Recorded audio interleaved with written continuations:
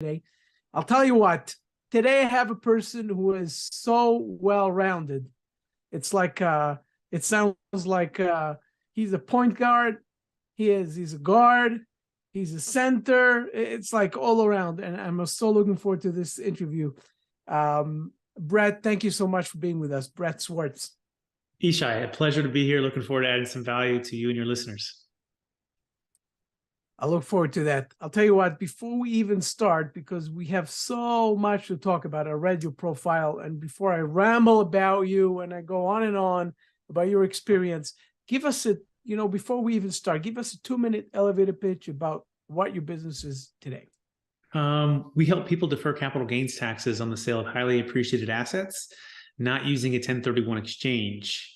And most people know 1031 exchange, but they don't know how to defer taxes on crypto, primary homes, businesses. And they really struggle and get frustrated with exiting. These highly appreciated businesses have huge estate tax, have large capital gains tax, and they're looking for some freedom and some flexibility on the way that they can exit and access that capital or be able to invest into and build wealth with it. And so we help people map out those plans, use a particular DST, not the one you're thinking of probably. It's called a Deferred Sales Trust. And we find that it provides some freedoms for people that they're really looking for. And we love it because it helps them create and preserve more wealth. That's awesome. Gives us such an amazing thing. A lot of stuff to talk about. You know what? Before we go and dig into this, this whole world of tax and deferment, meaning and the DST, and there's so much I want to know about. But before that, give us a little bit. Let's go back in time. Let's go back in time. Let's see, where did you get into real estate and got into this whole taxation business? Tell us a little bit about yourself. Yeah, I fell in love with real estate at a young age with my mom and my dad and my brother building homes in the Bay Area of California, Silicon Valley. And we built lots of homes and had a chance to see cash flow and how to be an entrepreneur, how to be a business owner, how to develop something from the ground up. And fast forward, had a chance to study and practice multifamily brokerage at a place called Marcus and Millichap, where we learned the fundamentals of underwriting, cap rates and IRRs and cash flows and 1031 exchanges and adding value, negotiating, really just becoming a commercial real estate advisor, if you will, an expert in numbers and deals. And, we fell in love with the 1031 exchange because of what it could do, but then it found out that it wasn't always our friend. And sometimes it can put you in a position where you're overpaying for properties. And that was especially found out in 2008. So I started in 2006 at Marcus and Millichap, and in 2008, the market obviously took a big hit. And during that time period, friends, family, and clients lost half or everything. And that was kind of the opening moment of like, there's got to be a better way. We can't just go back to just the old ways of doing things, which tend to be honestly lack of freedom, right? Lack of flexibility. So at the same time, I was just getting started in the business. My wife and I had a baby on the way, and we were barely surviving, if you will, because I was 100% commission, and she was full-time home with our daughter. And so we had a decision to make, and the decision was essentially, Brett, go get a real job, and a real job meaning an hourly job, not based upon commission, or Brett, go work multiple jobs on the weekends and keep your commission, 100% commission multifamily broker career going. And that began the journey of working at Cheesecake Factory by night. And then by day, I would talk to clients, negotiate with banks, and help them structure their properties in a better position to get through the 2008 crash. And it was during this time that we learned about the Deferred Sales Trust. And that became the new thing to do or new thing to explore. And like most people hearing about it for the first time, we thought it was too good to be true. But if it was true and it worked, this would change the way that we would forever trade in and out of real estate. And so fast forward, we launched our company 5 years ago, and I've helped, clients, friends, family, and I work with professionals across the country to help them understand the simplicity and the elegance of what this offers, so they don't have to feel trapped by capital gains tax when exiting highly appreciated assets. And so my wife and I have 5 kids now. I was able to retire from the Cheesecake Factory And now I've got a chance to sit down with professionals like yourself to explore what the Deferred Sales Trust can do for them and their clients. I love the story. Beautiful. I want to go back to one point, very, very interesting to me. The point where you found out about DST, about the first sale tax, and the moment that was the aha moment, and you said, "Oh my gosh," what was that moment? Tell us a little bit about about the revealed, this thing, that eureka moment. Yeah, you have to start with the pain, And so one of my particular clients, he had $50 million of investment real estate, and he was leveraged about 80%, and he had done multiple 1031 exchanges. So we had a very low basis, and he owned a lot of C-class assets. And this is in 2000, early 2007. We were saying, hey, now's a good time to trade, to maybe get into a little more stable assets, maybe pay down some of your debt. And he goes, guys, I can't. He goes, I've done multiple 1031 exchanges. I have a lot of debt, and I don't want to overpay for property, so I'm just going to hold on. And that began the beginning of the end, because over the next 3 years, he lost everything. He lost all $50 million worth of real estate because he had too much debt, not enough liquidity, and not enough diversification. And our parents taught us to sell high and buy low. They didn't teach us to sell high and buy higher 180 days later, especially what we're seeing right now, right? We're seeing cap rates that are, maybe going down, maybe going up a little bit, right? But we're seeing interest rates that have about doubled in the past year. And so you go, does it make sense? The inverse doesn't make sense. The negative arbitrage doesn't make sense. But in that time, it didn't make sense for a number of reasons to 1031 either. But he took no action because he felt he had no option because of the capital gains tax. And in California and New York, our main places where we're from, that is, about 40% state, federal, Obamacare, and depreciation recapture. 40% is a pretty good number on the gain. And so what happened? He lost everything. And so I saw the blood in the streets in Sacramento in particular. It's a really boom and bust type of city. It goes really high, really hot, really fast, and it tends to go down faster than like a San Francisco or Los Angeles or San Diego, because it's more of a secondary type of a city, if you will. That being said, he lost it all.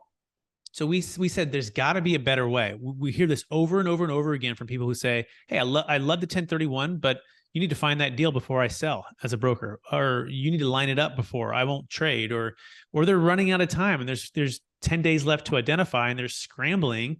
And it's like they have a gun to their head to purchase, and the seller knows it, and the seller just holds them hostage. Now, as brokers, guess what? Most brokers don't want you to know about the Deferred Sales Trust or even the 1031 companies, because they want to keep you in that 1031 transaction loop, right? But it became very apparent that 1031 exchange was Blockbuster, and it was not Netflix. And when all of the pain happened, and so he said, if there is a better way, if there's even a possibility, it is our kind of responsibility and our stewardship to know about this. We're supposed to be the best type of commercial real estate brokers to help our clients. And if we're going to serve them at the highest level, we've got to vet and look at these opportunities to see if it's going to be a good fit for them. Now let them decide. And people laughed at me. People said, what are you wasting your time on? And it was funny because the Marcus and Millichap broker who brought in the gentleman who's one of my strategic alliances now to speak on this, and train us on this, he brought it into 30 agents. We all sat there listening to the same presentation. There was only 2 of us that really actually took action, right? And that's another kind of concept here. And part of it was because a lot of people are used to the status quo, or they don't want to rock the boat with presenting new ideas. They just want to keep the transactions flowing. But I said, this is too big. Like, if this is real, this will change everything. And so that's what it was. I was more curious and open-minded. And I began calling CPAs, calling owners, but it's like the prophet is not accepted in his hometown. Have you ever heard that before? I was like the guy that wasn't a CPA, wasn't a tax attorney. I was just a broker who knew 1031 exchanges. So a lot of people honestly just either just dismissed it or said, tell you what, It sounds kind of cool. Come back to us when you've closed some deals. But in the meantime, you're looking for someone more authoritative, right? Or just come back when deals have closed, or come back when my value of my property is now 50% higher, because it just cut in half, or just cut in half by 20 or 30%. So that was kind of the revelation over the next number of months and years. Hopefully that answers your question. Tell me something, just out of curiosity. That friend or that client that you had that lost, as you said, everything. Was it valuation wise, meaning in terms of his properties because they were too much high risk, C class, etc. And meaning what was his option at the time that he could have done before we get into the deferred sale? I think it was a mix between three things. Number one, he was too highly leveraged. In fact, we train and coach and we talk to our clients that if you never sell and you only ever refinance up to 50% LTV and you just buy properties, that's a great way to not only not pay any tax because refinancing is not taxable, right? But also to keep yourself from getting into trouble in case, especially if it's multifamily investments. Now, if you're single tenant, right? If you're retail, if you're office, especially, everything is market specific, but you got to be careful there. But for multifamily, the general rule of thumb, if you only ever leverage up to 50% and you only ever just refinance and buy more, it's actually pretty simple to build a lot of wealth, right? For him, he had done multiple 1031 exchanges, and part of the 1031, which is you got to remember, is you have to replace equal or greater value, which also means equal or greater debt if you have debt that you're having out. Right, increased debt. Yeah. So it seems like you're always buying and bringing on more debt, and then if the music stops and you get caught, and obviously one of the worst markets ever, then that was the second thing. The market absolutely shifted. Banks froze up, and banks started, putting pressure on people. Then you had coupled with a marketplace that lost so many jobs that a lot of tenants stopped paying rent. Right. Now you have these three things going against you. The last one, I guess, he said he didn't have diversification and liquidity. So we believe in today's marketplace, having diversification and liquidity and having your powder dry, ready to pounce on deals is the single best way to grow your wealth right now and to preserve your wealth. And that's what the Deferred Sales Trust allows you to do. We could have, had we known about it and had he executed on it, he could have sold at the peak. He could have paid off all of his debt. He could have deferred all of his tax. He could have put it into liquid investment grade securities. He could have hedged and protected. This is a lot of ifs, right? But this is part of how we help people map this out. And he could have waited. In fact, someone actually did this. In 2006, a gentleman sold a $20 million asset. And this is one of the foundational stories for my clients and for myself of why I started the company. And this guy hates the stock market. He loves 1031 exchanges. He's worth about $200 million at the time. He sells a $20 million asset. He looks around with his 1031 binoculars. He's like, this doesn't make any sense. He parks the funds into the Deferred Sales Trust. And 5 years later, he puts it into, very conservative investments that were hedged and protected because he's not a big stock market guy either. So even when the market crashed, he was hedged and protected. He didn't lose a lot. He also didn't make a lot. He was kind of even. But 5 years later, the property that he sold, the bank foreclosed on it. And they call him up and they say, hey, we're curious. Do you want to buy it back? And he goes, well, maybe. What's the price? And they say about 60 cents on the dollar. And he said, sure, give me a couple days. And he was able to work with the trust, to partner with the trust. Let me finish this last part, right? Partner with the trust to buy it back at 60 cents on the dollar, all tax deferred. Not using a 1031. Obviously, it's 5 years later. And he still hasn't paid capital gains tax on that. He sold hot, he bought low. So this is the Netflix. So once you understand that, most people will never go back to a 1031. Right? They'll only ever use the Deferred Sales Trust, but it does take time, education, getting to know us, getting to know the deals, how it can work, what the costs are, all of those things, the legal track record. But once you get it, most people never go back to Blockbuster. You know what? I'll tell you what I want to do. I want to play a game, as we call it. Let's say I have a property, a multifamily property, a C-class property, very similar to what the other guy had. I have a 70% LTV, and I want to sell it. I don't want to do 1031 exchange for all the reasons that you applied, and I want to go for your solution. How do I do that? Where's the money going? If you can walk us through it and explain how it works. Yeah, we just did a deal in New York. We did a couple deals in New York, but in particular, it was about a $2 million exit. Their basis was around, I think, 200,000. They've owned it for a long time. And so they had about a $1.8 million gain. And as you know, state, federal, Obamacare, let's just use 40% was the tax. So we always wanted to find the problem.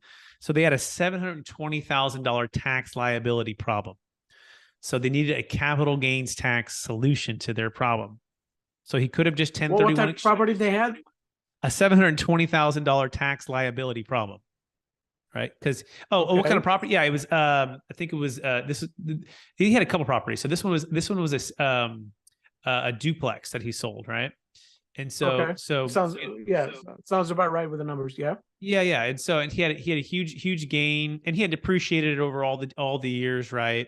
And so he had done 1031 exchanges. So it's the same thing, right? Remember, your depreciation Right. travels. Anyway, so we define the problem. So step one is we form a trust. Step two, we insert the trust into the purchase and sale agreement. We find a third-party buyer for $2 million. That's good right there. And upon the close of escrow, what's going to happen is going to be basically two closes. The first close is to the trust. The asset is sold to the trust, but it's sold on an installment note, which is known as a seller carryback. So my client carried paper basically for $2 million for the trust, 100% financing. And the trust sells the asset to the ultimate buyer, who brings the full $2 million of cash or gets a loan, doesn't really matter. But when the smoke clears, the buyer takes title as he normally would. The trust has the $2 million, and it's owed to the original seller. And it's typically structured at 10-year promissory notes, typically between 5 and 8% compounding interest rate. And it's typically 10-year term. Most of our notes are structured as interest-only payments. So that keeps that extra 720 working for the client. And it pays out slowly over time. Now, the client will pay tax slowly over time. The investments can be based upon their risk tolerance, based upon their dollar cost averaging strategy. We work with third-party financial advisors, but most of our real estate entrepreneur clients are buying their own deals when it makes sense. And or they're going into hard money lending. They're lending the funds out, and they're working with multifamily syndicators who already have a huge track record and a huge team behind them, where they don't have to do it themselves. Because guess what? The baby boomers that are retiring, they're tired of the toilet trash liability, but they also don't want to give it all the way up to a Delaware statutory trust company that ties and locks up for typically 5, 7, maybe sometimes 10 years. No control, no liquidity, no diversification, huge fees. And by the way, I've done Delaware statutory trust, and they have their place. They can solve mortgage over basis challenges, and it's sometimes peaceful mailbox money, but the returns are typically around just 5%. But you can't really be an entrepreneur. You're not really diversified. You have no liquidity. You have no control. That's why it's still considered blockbuster, right? That's how we define this, or a Hollywood video, right? Maybe the one down the street, where we're Netflix because we give such flexibility for the client to be an entrepreneur, to grow their wealth. But we do it at their timing. There's no 45-day. There's no 180. There's no like-kind replacement requirement. There's no debt replacement requirement. We can also move funds outside of the taxable estate to eliminate estate tax. Okay, we just did a deal for a client who's worth $25 million. They were selling a $5 million asset in Colorado, and all of their $25 million was all in real estate. And their biggest thing was not just capital gains tax, it was eliminating estate tax. And so most people, either run out of time, run out of kids, or can't gift it away fast enough, or have to give it all the way to charity. With the Deferred Sales Trust Plus, we can move funds outside of the taxable estate in one single day without going into the gifting exemptions. And so these are the advanced tax strategies and team that we build around yourself, your clients, and we come in and we help to give stuff that's beyond just what most people would think is even possible. Tell me something, the liquidity of this thing is there? Meaning, if I want to use the money, can I use the money, or is there rules that say, no, you cannot touch the money for X amount of days or stuff like that? Yeah, so it depends on how we set it up, but generally speaking, you can use the money. It's your money, and you can take distributions up front. You can take large distributions and then monthly distributions, quarterly. Depends on how we structure it. Whatever you receive, you're going to pay tax on, right? So this is a deferral mechanism. So understand that. But a lot of our clients might delay payments for a year while they relocate from New York to Florida and establish residency in Florida. And now they're in that new tax state where the interest payments are ordinary income based upon the state you live in. A lot of clients from California do that to Nevada, or California to Florida, or Texas, or whatever. So that's one strategy that we kind of look at. Now, if you take a big distribution, you're going to, out of the principal, you'll pay cap gains tax on that. But most clients will just live off the interest payments. Now, the other question, or maybe what you're referring to, is, well, can I invest into whatever I want when I want? The answer is, yeah, you really can, but we do have some parameters that we build. For example, we want to keep at least 20% of the total trust funds in some kind of diversified, typically, dividend paying stock portfolio, safe, to have liquidity, we don't want to also overstress the trust because the trust has payments. Think of it like a C Corp, right? And think of it, you're like the CEO. My role is the trustee. If people are curious and wondering, I'm a third-party unrelated trustee, which we can talk about here in a minute. And then there's a third-party financial advisor. And basically, we're coming to you with ideas. You're coming to the trust with ideas. And collectively, we're saying, how do we get the money back plus a 5 to 8% rate of return over this period of time? And most of our clients, like for example, another client in Alabama, he sold a $2.6 million business and he deferred all the tax, about $600,000. Then he partnered with the trust to build 70 multifamily units in Tennessee, a portion of it. It didn't, it couldn't pay for all of that, but he had another partner there. So the answer is yes. And it also depends on how we structure it. And there are some guidelines that we follow to stay within the rules of the tax strategy. So hopefully that answers your question. Tell me something, if I understand correctly, let's say I did this whole thing. I moved to another state or not. I sold the property, moved into the trust. Everything is fine. We divided the trust to a certain type of an investment fund, whatever it is. And then we kept it in the trust, kept the rest in the trust. And at a certain point, I say, okay, I want to go and buy this property in a completely different area.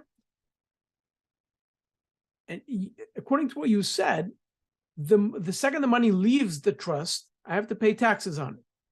Is there a way, if I buy another property, to move the money into the property and that would not pay taxes? Yeah, let me clarify. The only time you pay taxes is when you receive a personal distribution to your personal bank account. But I got it. Can you partner with the trust and form a new LLC and open up a business bank account where you're the managing member and you're the majority owner of that LLC and have an investment real estate property or some kind of business venture, all tax deferred? The answer is yes. So we call this lendership, right? So most people, when they hear this, they're like, well, okay, so I'm a lender. I get that, but isn't that going to limit what I can do and how I can do things? Well, if that was the only thing you were going to do it with, and some people do that, and they're just like, hey, I'm happy with the 5 to 8. But most of our entrepreneurial real estate clients say, I want to go make some more money when the deals make sense. So how do I do that, Brett? Well, that's the way we come in and we structure and we help you through that. But the simple answer is you form an LLC. You partner with the trust. The trust typically puts up all of the money. Ask for a preferred return. And then you go and buy that property, right? You go invest into that business venture. We had a client who exited $5 million of Bitcoin. She bought it at 50K and it went to 50 million at 54,000 a coin. It's now obviously much lower. But at 54,000 a coin, she exited 5 million of that 50 million of Bitcoin into the Deferred Sales Trust. And I said, hey, why didn't you sell it before? She goes, Brett, the capital gains tax. I had 1.85 million of capital gains tax. And number two, I didn't have a great business venture until now. And the business venture she had was like a Khan Academy online technology company that can spread education and help kids learn faster. So she partnered with the trust. 4 of the 5 million went into this new business venture, right? And that was great because obviously the market has crashed since, right? At least she got out when she did, and she has it in a business venture. And this is part of why people were wondering, well, how is this legal? How is this good for the IRS? Well, guess in her scenario, how good it is. It's great. She exited 5 million. She's creating more jobs. She's creating educational content, a business. She didn't, lose 50 million, go down to, I don't know, maybe like, I love it. 10. You get it, right? Yeah. Tell me something. Is there a point where a person would say, listen, I don't want to do that. A 1031 exchange is better? Meaning, what is the point where 1031 exchange comes in and say that's going to be a better solution for me at that point? Yeah, let me be very clear. I'm still a multifamily broker. I'm with eXp Commercial, and we help people do 1031 exchanges all the time. However, we do it on our terms. We don't do it on the seller's terms. And this is the beauty. We give them the ability to back out and say, Mr. Seller, I'll call your bluff. I don't need to do your 1031. I don't need to identify the Deferred Sales Trust. It's my backup plan already. I already have my team in place. I don't need to buy this deal. However, the reason they would buy the deal, to answer your question, they're going to buy the deal because the deal makes sense. The cash flow makes sense. They the like the deal. Value makes sense. They would have bought it anyways, regardless of their tax deferral situation. And so buy it based upon the value, not letting the tax tail wag the investment dog all day long. But guess what? Those are kind of hard to find. Inventory is still pretty low. Now, sellers seem to be softening up a little bit and prices seem to be happening. So we do think there's some opportunities, but you don't want to force yourself to overpay in a higher interest rate environment where cap rates are still kind of, let's say, tempered from where they potentially could be in the next 6 to 12 months. And that's where the deferred sales trust gives you all the leverage and all the time that you need to make a great decision. Right. For the most part, when actually the market is very high, which was a few months ago, that's the best timing. It seems like that. When you want to go and move your money around and you don't want to buy any property, you just want to keep that in a place where you want to use it at a certain point. That sounds to me like the best solution. Yeah, or diversify. I mean, we do partial 1031 exchanges and partial deferred sales trust. We just help a client. He sold $10 million worth of land in Texas. He did a partial 1031 exchange into South Carolina, and then a partial 1031 exchange into Oklahoma, and then he did the rest of it into the deferred sales trust, right? So it was a third about, right? Into two different assets plus the deferred sales trust. So sometimes it's not just a one size fits all.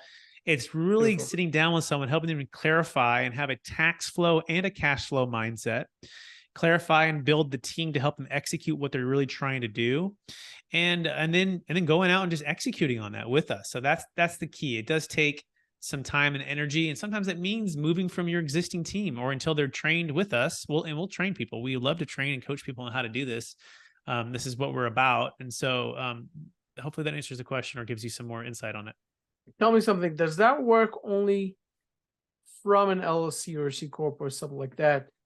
Or does it work also for a private person, meaning family? Yeah, who does this work for? Home? Yeah, who qualifies and who does this work for? Exactly. Or anyone who has an asset that is selling, it has at least $1 million net proceeds and $1 million gain. So there are some minimums, okay? $1 million net proceeds, $1 million gain. But it's really anyone who has an individual, a C Corp, an S Corp, an LLC, GP interest, carried interest, captive insurance, primary homes, cryptocurrency, businesses, investment real estate. It can save a failing 1031 exchange. In fact, if you're listening to this, you're going to want to sure to get with me and Isha to make sure that you have a qualified intermediary that will allow the deferred sales trust as a backup plan. Because if you don't, you're going to get in a position where I have people calling me and they say, my funds are with so-and-so QI company and they won't cooperate, Brett. I'm about to pay millions of tax and they won't, they don't want to cooperate with the deferred sales trust. I'm like, yeah, they don't want you to know about this. Never use them ever again. You're on 1031 jail. So yeah, we're super flexible. It works for partnership separations. We just did a $13 million deal in San Diego. And this particular property, so I can get the picture, it was a car wash. They built this thing from the ground up and all in at $4 million. And they were looking at a huge tax, and part of it, they wanted to separate the partnership a little bit. One of them wanted to go their own way. So one of them just paid their tax. The other three did the deferred sales trust, right? So not all the partners have to move. Here's another one. It's a $33 million deal. This is in Vegas. This is the 5th deal my client has done. David, you can hear his whole story. But 2 GPs did it and 1 LP did it. And the rest of the LP just paid their tax. So it's very, very flexible. Nice. So I just want to tell our listeners that Brett just showed me 2 deals, meaning because you guys are listening, you're not watching. You can go to the YouTube channel, of course, and watch it. But he just showed me one deal of a car wash and another deal of what was it? It was an apartment complex. Yeah, apartment complex in Nevada. So beautiful story. I love that. Going forward, and I want to shift gears a little bit. Going forward for you. What's your next goal in terms of what you do with taxes, with multifamily, as a broker, et cetera, et cetera? What your own goals? Yeah, I mean, the vision for the company is to have, train and coach the top 5% of commercial brokers, residential luxury agents, M&A advisors, CPAs across the country with this deferred sales trust over the next 10 years. We want to get the top 10,000 across the country. In particular, we want to be managing over $1 billion within 10 years. But we're really focused on some of the major crises that are going on in America, right? And those major crises have to do with the U.S. debt, have to do with multifamily housing, right? have to do with exiting and building a legacy for their families, and really having the solutions which it provides for what I call the 10 freedoms that the DST provides. And these happen to do with, retirement freedom, 1031 freedom, estate tax freedom, happens to do with location and time and energy freedom. It could be your legacy. It could be, partnership freedom. It could be new depreciation freedom. We have all these different things that you can tap into. Some people There's so many resonate options. with, yeah. So I want to ask you a crazy question. How come it's not a known thing? 1031 exchange, one of the most, I guess, meaning everyone who's in real estate and CRE knows what 1031 exchange is. It's one of the most popular things. DST, not. And it seems like an unbelievable solution. How come? good question. So it has been around for about 27 years now, and there has been thousands of closes, billions under management, over 20 no change IRS audits. For those who are on the inside with us, they know that, and it's become a foregone conclusion that it's legal, it works, it's legit. The biggest thing we found is there's 5,000 qualified intermediary companies, and they're running around with the banging the drum of the 1031, and they have their lobbyists to keep the 1031 from being eliminated from Congress. I got it. They've got all that. So that's number one. Number two is it is specialized and it is proprietary and it is protected. And that means that we don't want it to get into the wrong hands and for people to abuse it. We're very careful about who and who's able to even help people with it. Now, once you sign NDAs and you join us, no problem, right? We're happy to share all of that. But let me tell you one story to give you even more confidence. There's a gentleman named David Young. He ran with a guy named Bill Gross, and they built PIMCO from 80 billion to 1.2 trillion. They're one of the most respected money managers in the world. Well, along with 5 other guys, they all retire. They get a big payday years ago. Well, they form David and 5 other guys form a group called Anfield Capital, and they reviewed the Deferred Sales Trust for a 2-year period of time. And they have their legal team look at it, and they fly back and they meet with the tax attorney who's one of my business partners, and they go through this whole thing for 2 years. And they came through with 2 conclusions. Number one, that might be the smartest person we've ever met, and that's the tax attorney who created the structure. I call him the Elon Musk of he's a tax attorney and a CPA. He's a genius. And number 2, we're all in. We'll put our name on this, and we'll become a part of the DST inner circle. So it's not the only reason to join us and look at it, but just realize there's national law firms. There's law firms in New York and New Jersey and CPA firms that are around for 50 years that do tens of thousands of tax returns. This is all happening, but most advisors just don't know about it. And a lot of QI companies and brokers want to keep you in the 1031 loop. And I can't blame them. I'm a broker myself, and we get big commissions when we do 1031 exchanges. So those are kind of the reasons I would say most people don't know about this. Amazing. You guys heard it. I hope you guys learned something new today, because this is an amazing thing. And if you're a part of it or you're investing, you want to sell, and especially today, you might want to sell. You want to talk to Brett about this. Brett, thank you so much for being with us. I really appreciate it. Tell everybody how they can find you. If it's LinkedIn, if it's your website or anything, go ahead. CapitalGainsTaxSolutions.com is the place where you can find the podcast, the new book that's coming out with Kevin Harrington from Shark Tank. He'll be in the book with some other really smart people that are really cool. I just try to get in the book. I try to get in the room with smart people, and I got in the book with some smart people. So I have a couple chapters too, but we have multiple family syndicators. We have David Young, who's in the book. Of course, a few other financial advisors as well. So you can check that out. That's CapitalGainsTaxSolutions.com. We also have our YouTube channel. You can go there now. We have the 7 questions you should ask of every single tax deferral strategy. So whether you're vetting us or anybody else, you should go there right now and look that up. That's Capital Gains Tax Solutions YouTube channel, and just search 7 questions. It'll pop up. You want to watch that for about 7 or 8 minutes, and you're going to be way ahead of the game for any kind of things that people bring to you, including us. Ask these tough questions. Find out the track record, and make sure you can build a team to help you achieve what you're trying to achieve. And you guys can see the links above, below, wherever. Brett, thank you so much for being with us. Really appreciate your time. Stick around. I'm going to say goodbye to everybody. You guys, I hope you enjoyed it. I hope you learned a world of a new thing about taxes and how you can use your real estate or anything else, basically. It's like a world. It's unbelievable. It's a whole world of taxes and benefits.